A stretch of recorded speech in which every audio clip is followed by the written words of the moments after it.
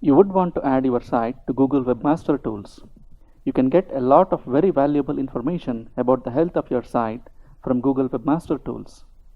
You can see a list of all internal and external pages linking to each page of your site, see what keywords are leading visitors to your site, see whether Google bots are having any issues with any of the pages on your site, and more.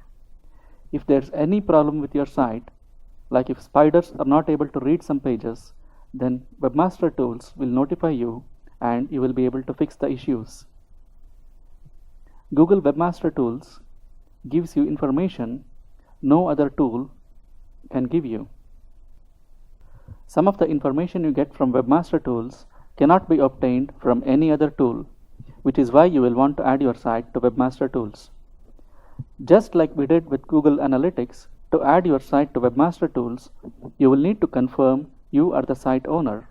To do that, you will have to place a text file or a meta tag Google gives you on your site. Let's see how to do that now.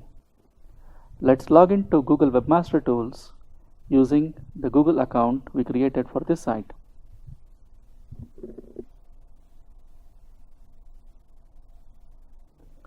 We are now in the Search console.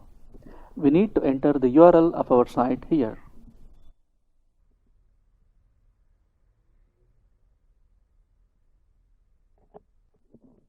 We now need to verify site ownership. We can either upload this HTML file Google gives us, or we can use our analytics account.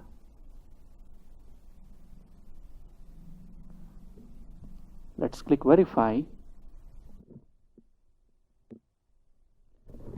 The site has been verified. In the next video, we will take a look at Yoast SEO settings.